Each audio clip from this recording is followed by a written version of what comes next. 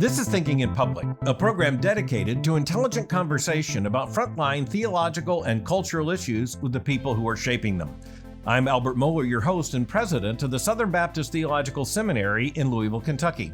Reverend Wilson D. Miscamble is professor of history at the University of Notre Dame. He has also served as chairman of that department of history, and it's the university where he earned his PhD in 1980.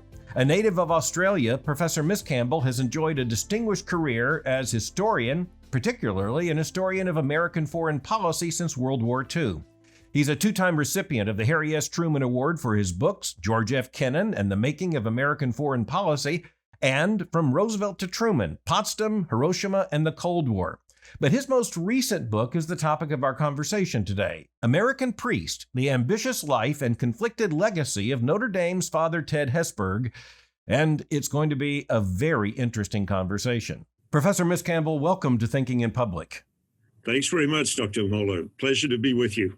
I've really looked forward to this conversation. When I was first elected president of the Southern Baptist Theological Seminary back in 1993, this will intrigue you. My conservative evangelical Southern Baptist board chairman gave me a copy of God Country Notre Dame by Theodore Hesburgh, the very famous president of the University of Notre Dame. And I found it, I must tell you, incredibly helpful and frustrating.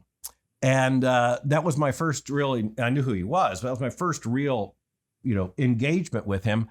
And I was really looking forward to your book when it came out. And I have to tell you, I found it a feast. How did you decide to write this biographical work of Father Hesburgh? Well, there's a story there, and it grows out of my own involvement. So I'm a teacher at Notre Dame. I've been teaching here since the mid-1980s. So I tapped in right at the very end of Hesburgh's presidency. He finished in 1987, and Edward Malloy took over from there. In that period, as I was getting underway at Notre Dame, there was a lot of contestation over the Catholic mission and identity of the university. And I was engaged in those conversations and wanting to understand why it was that there was this, I would describe it as a sort of secularizing tendency about. And it was out of concerns generated from that whole mixture of discussion that I began to conceive of a biography of Hesburgh as a way of understanding how using Hesburgh as a lens to reflect on how Notre Dame had developed over the previous couple of decades. So I have to confess, it emerged, I don't disguise this, it emerged out of my own concerns about the Catholic mission and identity of Notre Dame. Now, I identified the idea to him, to Father Hesburgh, in the mid-1990s about writing about him, and I interviewed him in the late 1990s at some length up at Land O'Lakes, Wisconsin.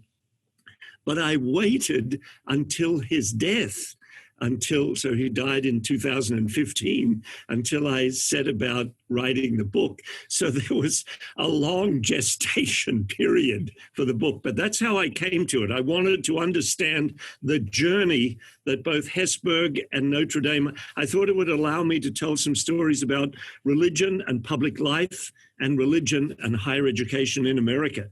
I hope it's something, it is a kind of Catholic book, as you know, Dr. Mohler, but it's a book that I believe Christians of all denominations can read with interest and benefit from. I hope that's how you found it.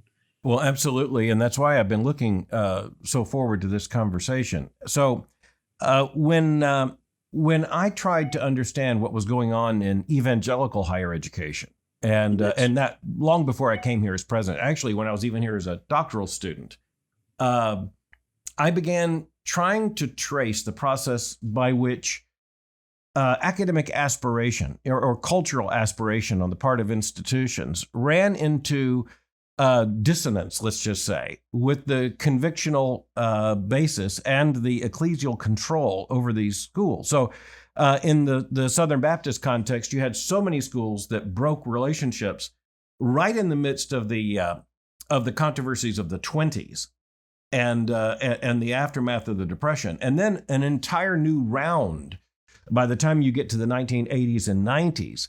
And the Southern Baptist Convention, frankly, was just too conservative in the view of many of these colleges and their state conventions as well.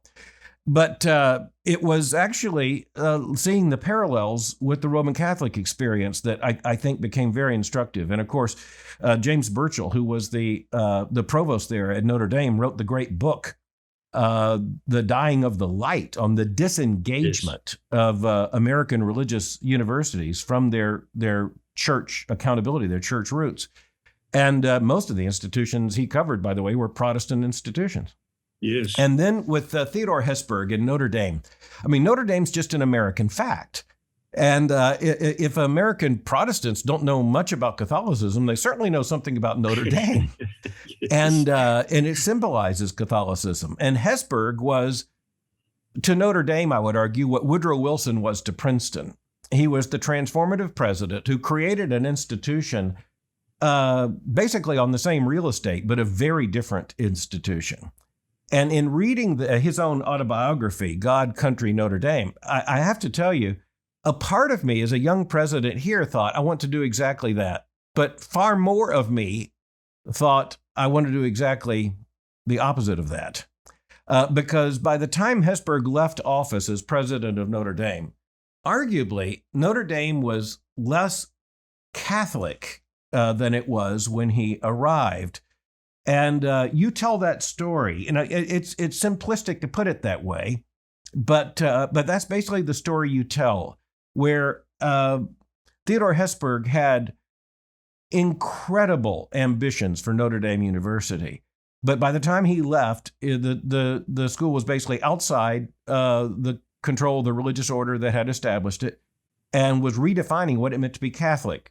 Just tell us that story if you can. Yes, well, it's a complicated story in some ways, but as I think you're already sort of aware of from having read the Jim Burchell book, The Dying of the Light, it's a story that sort of gets replicated in differing denominations and in differing institutions. So Father Hesburgh becomes president of Notre Dame in 1952. He serves for 35 years in the position until 1987. But he claims that he had this sort of vision as to what he was destined to do right at the outset, that he was to create a great Catholic university. And he would often say, well, they had some back in the Middle Ages, but it hasn't been good since then. And he is correct to say that the Catholic universities and colleges formed in the 19th century, like Notre Dame, they were struggling places. Some of them survived, some of them didn't, and they were very much teaching institutions. They were trying to help first, second generation Catholics grow. I imagine many of the Baptist colleges would identify themselves in the same way. The early founders of Notre Dame, members of the religious order to which I belong, they thought they were trying to prepare good citizens to contribute in the earthly realm and good citizens for heaven. Now, Father Ted looked at the landscape and he saw the best, in quotes, universities are those Ivy League places and the elite of the state universities, such as the University of Michigan, University of Wisconsin, Cal Berkeley, etc. What defined them? Research defines them, of course. They have an important research infrastructure. They have high-level professoriate doing original work. So he sees right at the outset, we're an institution that just doesn't rate with that crowd. And I'm determined to push Notre Dame into their company. Now, the course of action to do that is you want to replicate who they are and what they do. And that is what I would say happens to him fairly quickly. He starts off in the 1950s clearly with his thinking about there's a distinct way to be a Catholic university. And he never stops talking about being a great Catholic university right throughout. But by the 1960s, I argue he gets caught in a kind of association with the elite of American higher education, with the Rockefeller Foundation board, etc. He's mixing it up with this crowd. He's on the National Science Board, so he's seeing what top science does. And he realizes, I've got to raise money, very important. And I've got to recruit faculty who can do elite kind of research. And so the push through a very difficult decade, the 1960s, there was a lot of upheaval in American higher education. The push is to replicate what goes on in these elite, mainly Ivy League schools, most of whom, of course, all of whom had started as religious institutions, but had by and large marginalized religion, certainly by the 20th century. So I argue that Father Ted loses sight of the crucial religious dimension of the school. Anyone who visits Notre Dame and looks at, we have our beautiful basilica, there are chapels in every residence hall, there's all kinds of folks who watch a football game would know of Jesus the teacher, who was known as Touchdown Jesus. They go, Bill Miscamble, what's your problem? There's religiosity all around the place, but the challenge is what goes on in the central academic heart. And increasingly that began to be separated from the religious mission and purpose of the place. You want to be like the Ivy League, you recruit faculty from the Ivy League. You want to be like them, you want your curriculum to sort of reflect what they do. And that is what happened. We did not pay enough attention to those fundamental questions. Who teaches and what gets taught? So over time, this never happened by one single decision, although Land O'Lakes in 1967 is a key moment. It doesn't happen by one decision. It happens bit, by lots of decisions. I'm sure that's happened in schools of your denomination. It's not that now Notre Dame has never gone down the path where we have separated ourselves like some Baptist schools have separated from their convention. We have never done that, but we have sought to declare our independence from the institutional church. And Father Ted, I think he was torn within himself by the 1980s, and then particularly through his retirement. I think he had some reservations about how it had turned out, but he could never really admit them publicly. Well, I understand that. I often tell people that with reference to Notre Dame, I'm trying to undo a very similar kind of effort. So when if you were to look at the Southern Baptist Theological Seminary faculty in the 1950s, their model was, and I mean technically, was the Yale Divinity School. Not Harvard, but Yale. And they really focused on that. I was reminded, even thinking about this last night, that for Theodore Hesburgh, Princeton was the precise model for Notre Dame, not Harvard or Yale, because they had less emphasis upon undergraduate teaching, and he was still committed that Notre Dame would be an undergraduate institution of emphasis.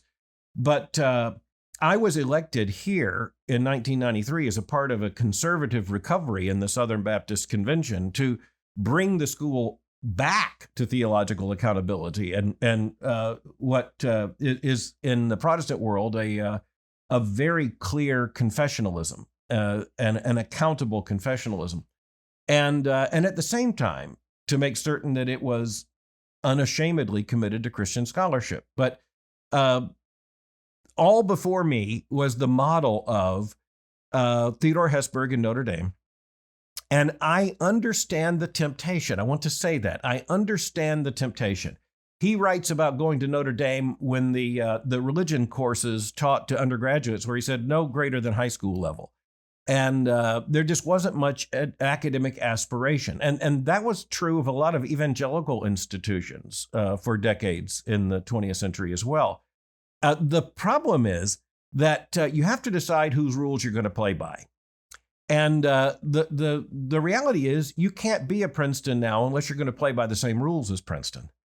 And I saw that in Theodore Hesburgh's memoir, God, Country, Notre Dame, when he wrote about the fact that early in his presidency, and you point out how early, he came to the conclusion that Notre Dame would have to have an independent faculty, and it would have to have a governing board that was not driven by religious impulses, but rather by this academic vision. And among other things, it would have to have a lot of money and a commitment to research. And by the time you add all that together, even by the academic rules of the elite institutions in the 1950s and 60s, that meant what Burchell called a disengagement from the respective churches. And is that a fair word to use of Notre Dame, a disengagement from classical Catholicism? I would qualify. I would say yes and no. So in the 1967 Land O'Lakes statement that Father Hesburgh was not the drafter of it, but became the principal spokesperson for it, Land O'Lakes declares we are not subject to any outside authority. We are only subject to the internal workings of the academic community. So my former colleague Philip Gleason has termed this a declaration of independence. Yet Catholicism is, of course, a multi-layered operation. Father Hesburgh and the religious community to which he belonged, he's a Catholic priest. He can't separate himself off from the institute. He's a priest in that church. But functionally, Father Hesburgh wanted to declare, I'm not under the control of any outside body. He once declared, I don't want anyone in the Vatican telling me what to do. You know, he said, one of those cardinals, they wouldn't know a university from a cemetery. Now, by the way, that's a little unfair to most of the cardinals over there, but that was Father Ted's view, to separate himself off. And yet, Notre Dame, because of its embedded Catholicism, the fact that there is a religious order, there are still about 40 members of my order involved at Notre Dame. Even today, our numbers have declined, but we're involved in teaching and in the residence life and campus ministry and so on, so we have a presence. And there's a tension at work. So I try to argue to my friends, look, we have not separated off. We have to, as you have done with your presidency, we have to recalibrate, we have to re-engage, and we have to take John Paul II's Ex Corde Ecclesiae as our guiding charter, which says, no, we operate from the heart of the church. So Notre Dame is still in a kind of mixed place. It certainly hasn't secularized, but it has gone quite far down a secular direction. And Father Ted sadly put it in that direction, even though I don't think he understood fully the consequences of the decisions he was making at the time. Well, I think that would be also characteristic of many Southern Baptist and evangelical leaders of the same era, whose intentions were not to secularize their institutions, but the effect often became that. Yes. And, while we're talking, you mentioned the Land O'Lakes statement. I want to come back to that in just a moment. But among Catholic institutions, most of the Catholic colleges and universities have state charters. Father Hesburgh pointed out over and over again. But we're constituted by an Indiana legislated charter.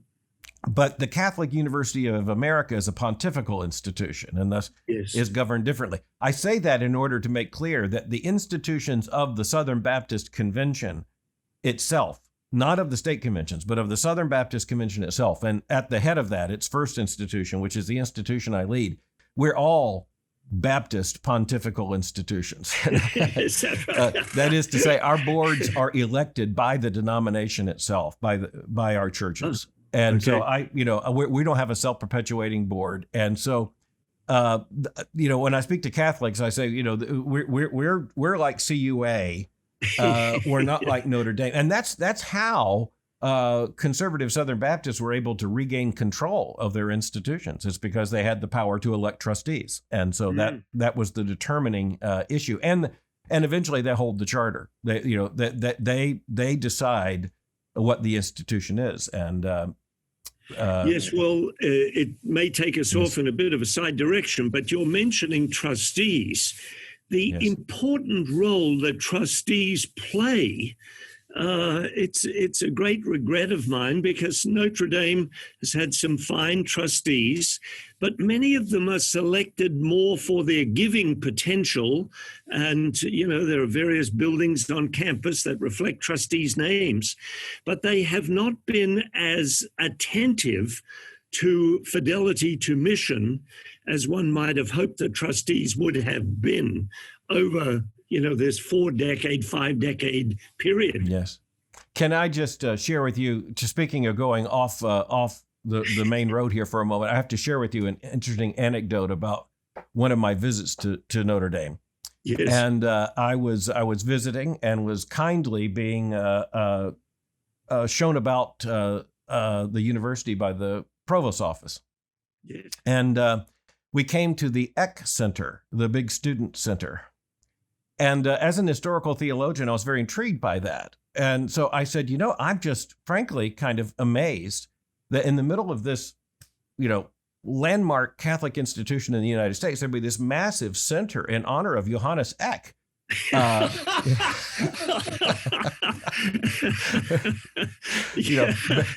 Best known for his disputation with Luther in 1519. And he said, and there was a puzzled look on my guide's face. And he said, "What do you mean?" And I said, "Is this not named for Johannes Eck?" He said, "Oh, no, this is named for a businessman, I think, from Toledo."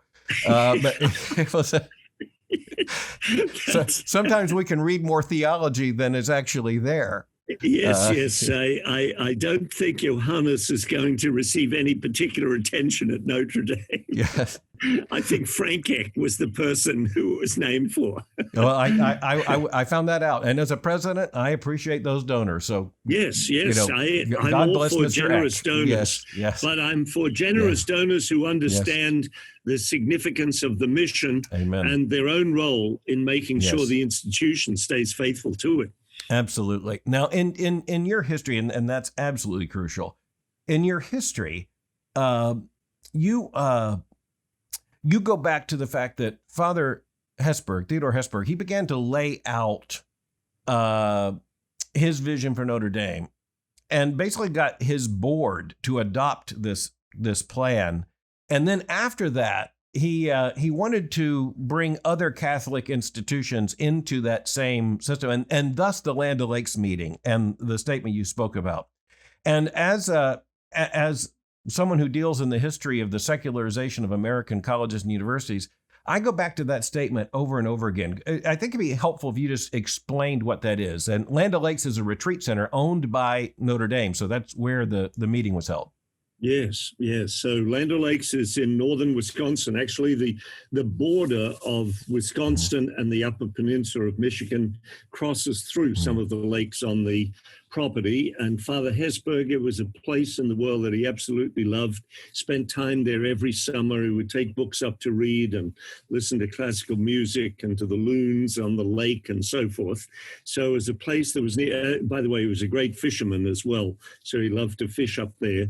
But it was a place near and dear to him, and a place where he gathered a group of Catholic educators. They were mainly from Jesuit schools, Fordham and St. Louis, so on.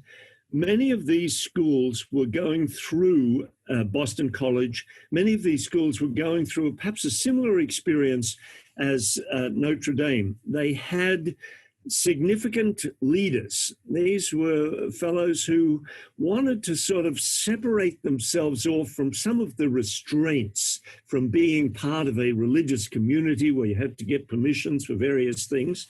And they also were part of this movement, were wanting academic improvement. They wanted to move from being just primarily teaching institutions, being more research-oriented, and to, gain more credibility and respect in the larger American academy. There's a sort of a broad theme of assimilation that's going on. I mean, I think it's connected somewhat to politics. JFK is running, and he's sort of, Catholic acceptance in the country. And folks, Hesburgh was a deep, deep American patriot. He loved the United States and thought that it was by far the greatest country in the world, etc.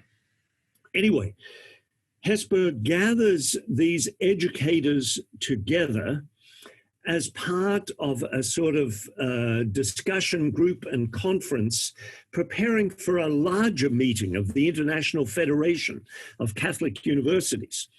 And he's a significant figure there, and he argues, look, we've got to have some statement that clarifies for secular schools and the wider academic establishment that we're not sort of under the thumb of these outside religious figures. And hence they drafted a statement. It's not a lengthy statement. In many ways, it's a rather weak and confused statement, but it declares that Catholic universities will meet the criteria of the academy, but they will not subject themselves to any outside authority. Now, they weren't talking about subjecting themselves to the NCAA with all kinds of athletic restrictions. We went along with all of those without any problem. By outside authority, they meant the church, our institutional church. That's who they were declaring. So Father Hesburgh then, ironically, tries to sell this statement to the International Federation of Catholic Universities. So he's selling a statement that says we're not going to be under any outside authority to a Catholic authority. This is where I say he's so confused. He wants the Vatican to give him approval to be kind of separate from the Vatican. Father Ted went around constantly saying the Catholic University is where the church does its thinking. That's a bit of a conceit on his part. It's where it does some of its thinking, but not all of its thinking. Some of the thinking is a little questionable at times. But anyway, Father Ted wanted to have the Catholic University do the thinking for the church and yet not be in any way responsible to the church. Yes. You can see, I'm sure your listeners will see the confusion involved there, that he didn't want to break fully, yet he didn't want to be under any control by the institutional That's church. a very familiar refrain. I hope that explains it a little better it for does. your listeners, Dr. Mohler. It does indeed. Thank you. It's a very familiar refrain. This is a very similar approach that was taken by many evangelical institutions and some Baptist institutions at the same time. But, these things show up where I think two very clear signals are sent. And this is the substance of it all. What actually happens in the classroom? Who is going to be hired to teach at this university? And, for us, it's just extremely clear that as a confessional institution, we not only hire people who are willing to teach these truths, but we want to hire the people who are animated by them and absolutely committed to them. Yes. And so how did this change the hiring policy at Notre Dame? Yes. So that's an issue that I've been involved in and sort of struggling with for 30 years. I was chair of the history department in the 1990s and have tried to raise it as a concern because from the 1970s really onwards, there's been a struggle over precisely this issue. And folks have tried to put up a kind of academic excellence on the one hand versus confessional commitment on the other. Now, I try to argue that it is indeed possible, and indeed the availability of faculty is such that you can get folks who are academically excellent and committed to the Catholic mission. By the way, for us at Notre Dame, we don't have any confessional statement. In my department, in the history department, two of treasured colleagues were great evangelical scholars, George Marsden, replaced by Mark Knoll. Those wonderful scholars, both terrific scholars, were deeply committed in their own way to the religious mission of the university because they both recognized that Notre Dame could be a place that could help train perhaps a new generation of evangelical scholars. Nathan Hatch, who's now president of Wake Forest, was once provost here at Notre Dame. So what our charter calls for is a predominant number of committed Catholic intellectuals. And if you have that number, the mix of them is going to, be open to including other folks who share and want to join in the mission.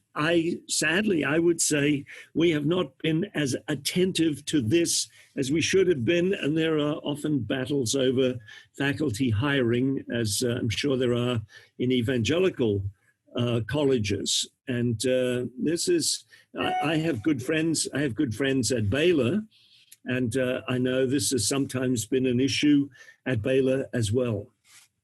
Yes, and in other institutions, it's not an issue here, but that has a story behind it as well, and that's because the institutions in which faculty basically do the hiring, you end up with a situation in which faculty hire, and it used to be said faculty just replicate themselves. That's not entirely true. They hire towards their vision of the school, and so when you look at many of these state Baptist colleges and universities, or when you look at Southern Seminary in the 1970s, 80s, 90s until I came in 93, you had faculty who they basically were the search committee, and all the president could do at the very end of the process is say no. The president had no input into who was put into the process. And in 1995, I'm very grateful, the Board of Trustees changed that process so that the president is in the beginning, in the middle, and in the end. There's a real search process, but I get to put people into that process. And then I get to be a part of the evaluation. And then, yes, I have to decide whether I'm going to recommend to the board. But that has changed things fundamentally. It's a much healthier situation because I answer as the executive officer and president to the Board of Trustees in that sense. But I also learned the hard way that without that, a president sets a vision in words, but the faculty decides where the school is going to go. Yes, and that's certainly what occurred at Notre Dame. So the faculty essentially handle hiring. As you say, it's only at the very end that a president could intervene. This emphasized the importance of having chairs of department, deans of colleges who buy into and are willing to stand up for the mission. And sometimes it leads to, conflictual situations because faculty, of course, many of whom have come from Ivy League institutions in the quest for excellence, want to replicate what they know from that school, and they shortchange or even dismiss the commitment to the religious mission, which should be central to the nature of a school that has the kind of commitments that Notre Dame claims that it does. Yes, And I of course, often say Southern that. Baptist does. Yes. I often say that, for instance, looking at the pattern that George Marsden mentions and or traces in The Soul of the American University, and James Burchell in The Dying of the Light, they didn't put it in these words, but I do. There's a shift from affirmation of the church and its confessional basis to some kind of detachment, and then after that, it's antipathy. And so there are faculty members in many universities, in seminaries and others, who actually look to their own churches with a form of, I'd say the kindest word would be condescension.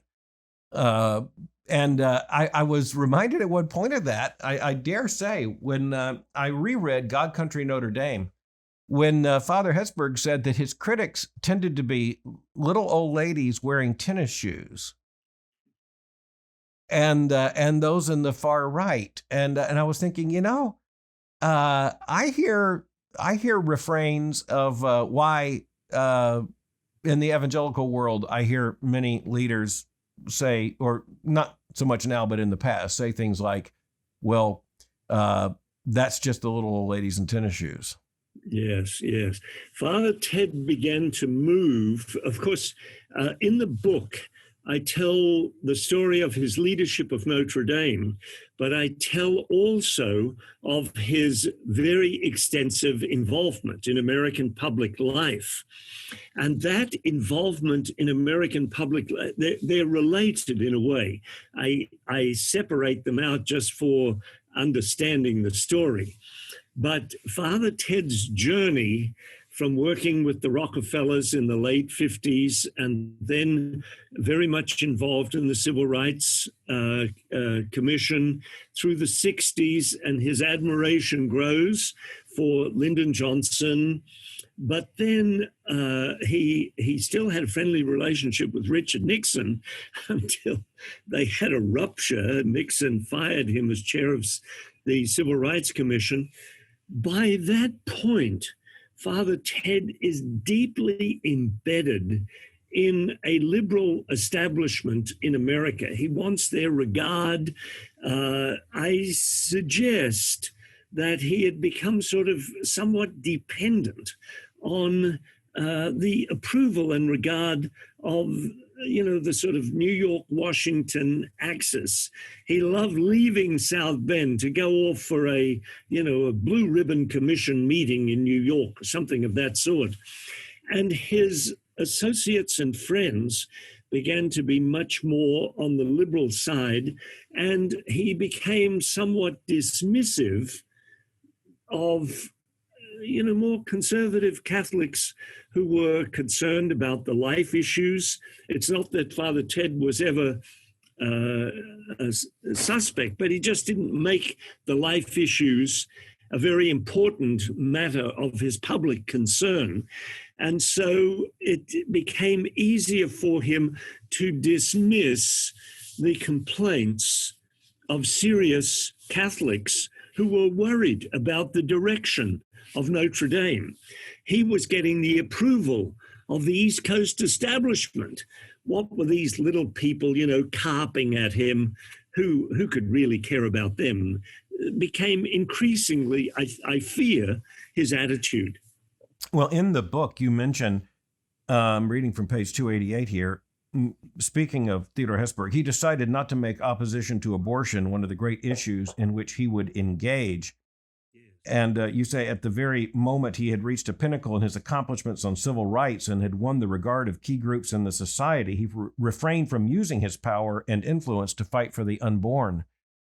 And that's rather heartbreaking, honestly, to read when you consider the urgency of the life issue. Now, life issues, as you say. But that gets to the second issue I wanted to raise, Professor Miscamble. So I mentioned that it comes down to the faculty, but another very substantial indicator of who the institution thinks it is are the speakers who come to the campus. And with Notre Dame, some of that controversy actually came quite early. And, in the twists and turns of Catholic history, one of the most controversial was John Courtney Murray, who would later be seen as something of the Catholic mainstream. But I'm thinking of Mario Cuomo, and I'm thinking of 1984. And so just in speaking about these issues, how does Notre Dame come to the moment when a Mario Cuomo can speak at Notre Dame and Notre Dame basically get by with it? Yes, well, the Cuomo speech came about in 1984. For the benefit of your listeners, just a little context. Geraldine Ferraro was running as Walter Mondale's vice presidential, she was his running mate, and Cardinal John O'Connor in New York raised criticism of Ferraro's position on abortion. She was essentially Roe v. Wade all the way, that kind of thing. And O'Connor said, look, you can't be a serious Catholic if you're holding that stance. We're teaching as a fundamental moral issue that life begins with conception. So there's that tension. So Ferraro was not capable of responding to O'Connor, but Mario Cuomo is a very clever man, certainly wanted to take on the responsibility and give a kind of response back to O'Connor. And so the invitation for Cuomo to come to Notre Dame was extended by the then chair of the theology department, a liberal theologian, Father Richard McBrien. And out came Cuomo to Notre Dame under the guise of Notre Dame is a place where the church wrestles with these important questions, and we have to hear what Mario Cuomo has to say. And of course, Mario Cuomo gave the classic line, I'm personally opposed to abortion, but as a public official, I have to abide by the law, etc. And hence, I won't be doing anything to change Roe v. Wade, etc. Now, interestingly enough, I point this out in the book, and this is to Father Ted's great credit. He was present and acknowledged that night in Washington Hall when Cuomo gave the address. And of course, everyone applauded, etc. I was a seminarian at the time. But a week or so later, Father Hesburgh wrote an op-ed response to Cuomo. And this is what he said. I wish Hesburgh's response to Cuomo was as well known as the Cuomo speech, which has been adopted by Catholic politicians from that point onwards, including, of course, we have Joe Biden running for the president right now, adopting that, I'm personally opposed, but, abortion all the way. Hesburgh said, of course, Governor Cuomo gave, a wonderful address at Notre Dame. But, he said, I would qualify what he said with this proviso. A Catholic politician has an obligation to build a public consensus in support of life. Hesburgh said, what if Cuomo's rule had applied on the civil rights issue? He said, no one would have moved. Everyone would have said, we're just locked in place.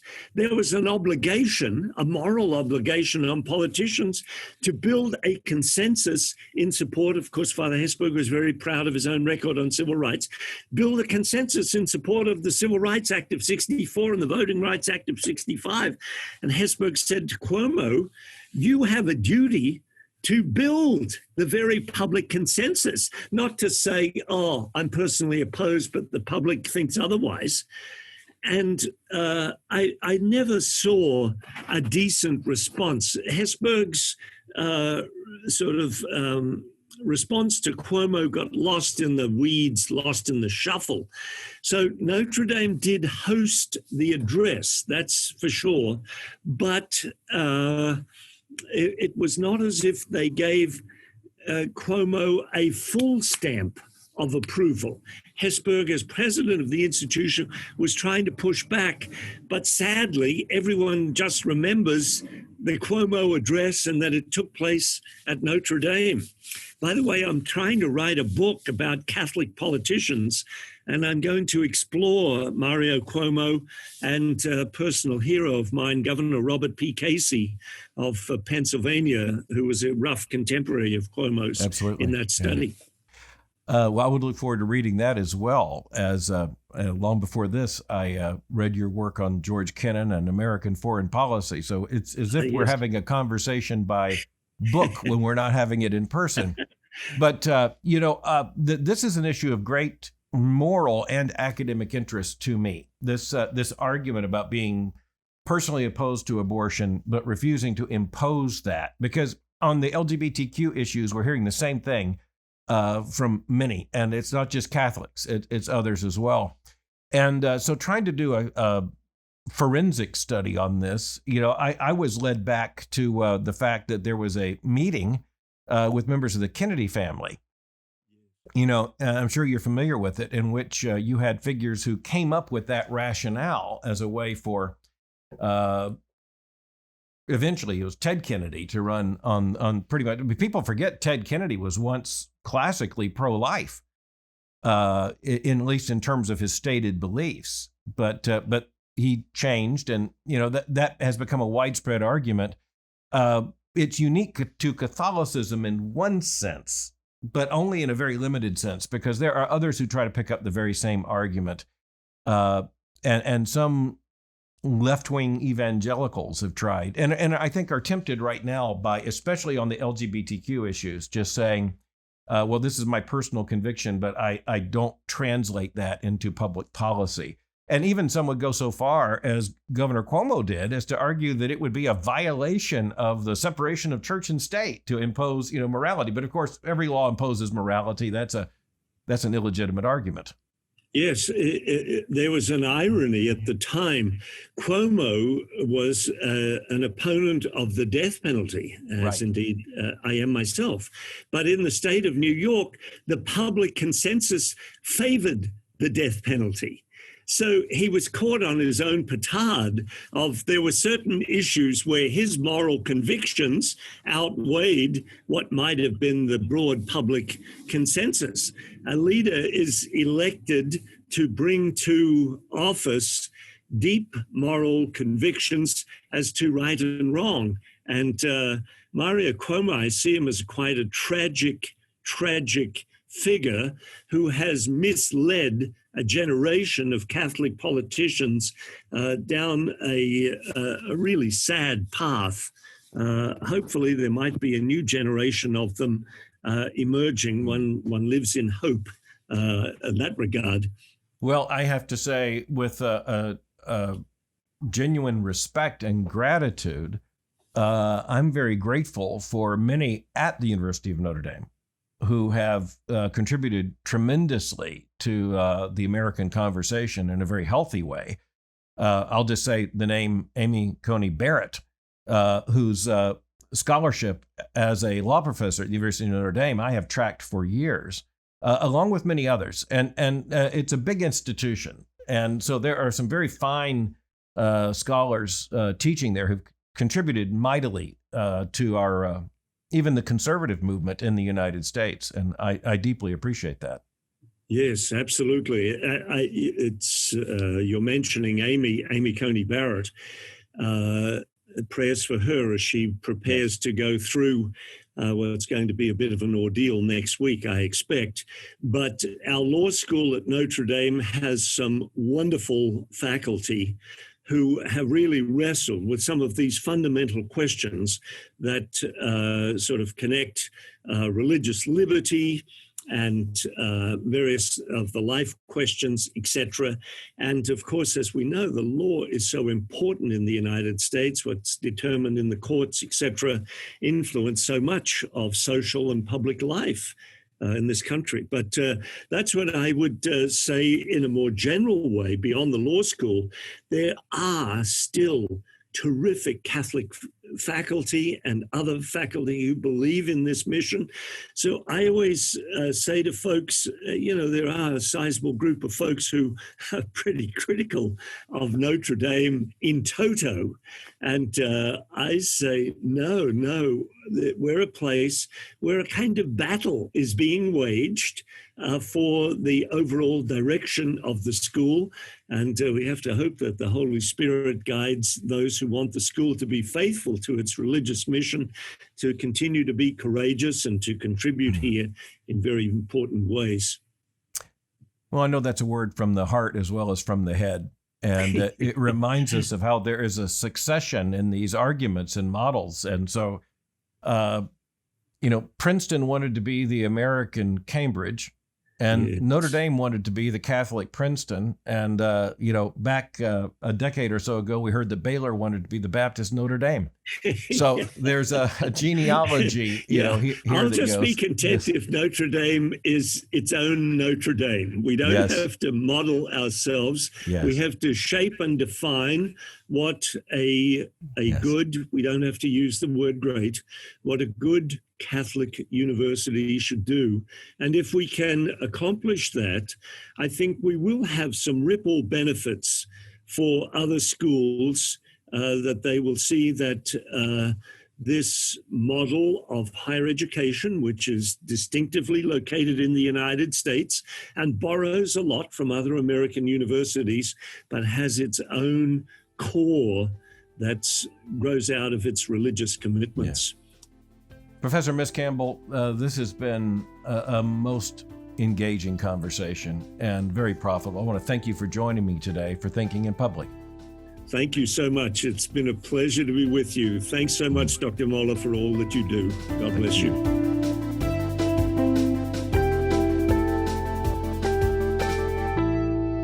Well, that's what you can classify as a most interesting, if maybe unpredictable conversation. You put together the president of the Southern Baptist Theological Seminary and a professor, a Catholic priest, professor at the University of Notre Dame. Many people might not make that connection, but I hope the connection is extremely clear due to the conversation we just had. When I heard of Professor Miscamble's book on Theodore Hesburgh, I knew I had to get it and I had to read it, and I devoured it. And I told a little bit of the story why that would be so in the course of the conversation. When you look at higher education throughout the United States, indeed even beyond the United States, but right here in this country, over the course of, say, the last half century, there have been few educational leaders who could come close to Theodore Hesburgh at Notre Dame as you think of influence and legacy.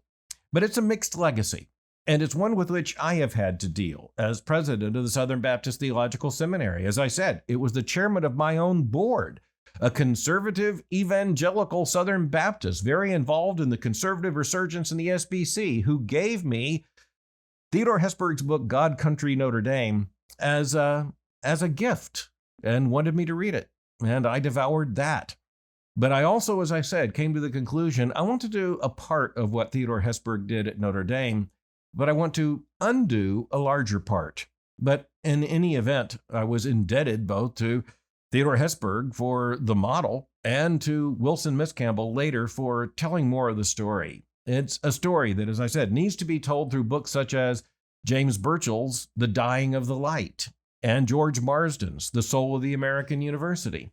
But when you look at Professor Miscamble's book, it's a unique way of getting to these most basic issues, and it's extremely contemporary. Even though it begins back in the early 1950s, the issues are just as relevant as our conversation made clear today. So, what did I learn from all of this? One thing I learned is this, and this has become not only something that I say to the public, it's something that I say to myself, and it comes from the depth of my heart. My goal has been to make the Southern Baptist Theological Seminary as Baptist as possible, as confessional as possible. And one of the benefits of this institution is its name, the Southern Baptist Theological Seminary. And as I say, every one of those words is vitally important. The Southern Baptist Theological Seminary. Every word's important and vital. Every word tells a story, including thee. Many thanks to my guest, Wilson D. Miscamble, for thinking with me today. If you enjoyed today's episode of Thinking in Public, you'll find more than 100 of these conversations at albertmohler.com under the tab Thinking in Public. For more information on the Southern Baptist Theological Seminary, go to sbts.edu. For information on Boyce College, go to boycecollege.com. Thank you for joining me for Thinking in Public. Until next time, keep thinking. I'm Albert Mohler.